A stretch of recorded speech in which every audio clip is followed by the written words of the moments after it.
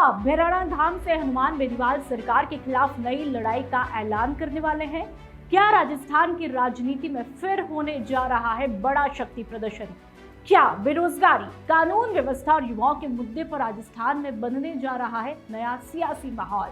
और सबसे बड़ा सवाल, क्या ये सिर्फ एक महापंचायत है या 2028 की राजनीति का ट्रेलर? नमस्कार, मैं हूं नुपुर जारून लूठा और आप देख रहे हैं पीके टाइम्स। जयपुर के भैरवनाथ धाम में होने वाली आरएलपी प्रमुख और नागौर सांसद हनुमान बेनीवाल की महापंचायत पर अब पूरे राजस्थान की नजरें टिकी हुई है, क्योंकि बेनीवाल लगातार सरकार को कानून व्यवस्था, बेरोजगारी और किसान युवा मुद्दों पर घेर रहे हैं। तो आखिर इस महापंचायत में क्या बड़ा होने वाला है? क्यों बढ़ रही है सरकार की टेंशन और क्या भैरवनाथ से निकलेगा कोई बड़ा राजनीतिक संदेश? देखिए खास रिपोर्ट। जयपुर के भैरवनाथ धाम में आयोजित होने जा रही हनुमान बेनीवाल की महापंचायत अब सिर्फ एक राजनीतिक सभा नहीं रही, बल्कि इसे शक्ति प्रदर्शन और सियासी संदेश के तौर पर भी देखा जा रहा है। राष्ट्रीय लोकतांत्रिक पार्टी यानी कि आरएलपी प्रमुख और नागौर सांसद हनुमान बेनीवाल पिछले कई दिनों से लगातार प्रदेश सरकार पर हमलावर है। प्रेस वार्ता में बेनीवाल ने कानून व्यवस्था, युवाओं में बढ़ती बेरोजगारी, पेपर लीक, किसानों की समस्याओं और भ्रष्टाचार जैसे मुद्दों को लेकर सरकार को जमकर घेरा। बेनीवाल के मुख्य मुद्दे क्या कुछ है वो भी आपको बता देते हैं। कानून व्यवस्था पर सवाल, बेरोजगारी और पेपर लीक, किसानों की समस्याएं, भ्रष्टाचार के आरोप, युवाओं में नाराजगी।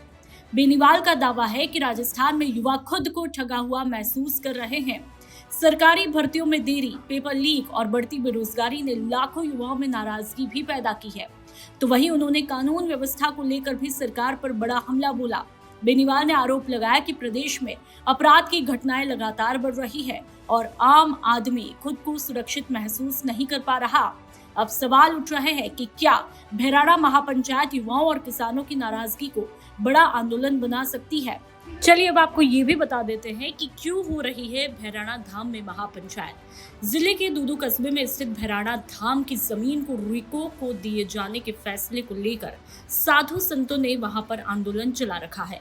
साधु संत लगातार चिलचिलाती धूप में भी धरने पर बैठे हुए हैं। तो वहीं अब इस मामले को लेकर राष्ट्रीय लोकतांत्रिक पार्टी के प्रमुख और नागौर से सांसद हनुमान बेनीवाल ने भी सरकार से आर पार की लड़ाई का ऐलान किया है। बेनीवाल ने कहा कि भैरवनाथ धाम को बचाने के लिए आर पार की लड़ाई लड़ेंगे और इसके लिए आज भैरवनाथ धाम में महापड़ाव का ऐलान भी कर डाला है। राजस्थान की राजनीति में हनुमान बेनीवाल को जाट वोट बैंक और किसान राजनीति का बड़ा चेहरा भी माना जाता है। ऐसे में भैरवनाथ धाम की महापंचायत सिर्फ भीड़ ही नहीं बल्कि सियासी ताकत का टेस्ट भी मानी जा रही है।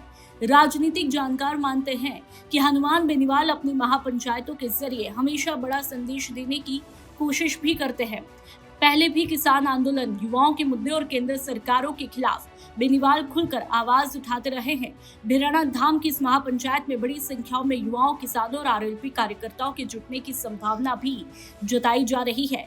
यही वजह है कि इस कार्यक्रम पर सिर्फ समर्थकों की नहीं बल्कि बीजेपी और कांग्रेस दोनों की नजरें टिकी हुई है। ऐसे में सवाल है कि क्या भैरवनाथ से बनेगा नया सियासी समीकरण? क्या सरकार पर बढ़ेगा दबाव? क्या युवाओं का गुस्सा बनेगा आंदोलन? क्या बेनीवाल फिर दिखाएंगे ताकत?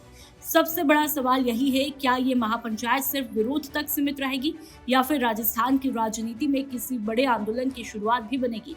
क्योंकि जिस तरह से बेरोजगारी, कानून व्यवस्था और किसानों के मुद्दे को लेकर माहौल बनाया जा रहा है, उसने सरकार की चिंता जरूर बढ़ा दी है।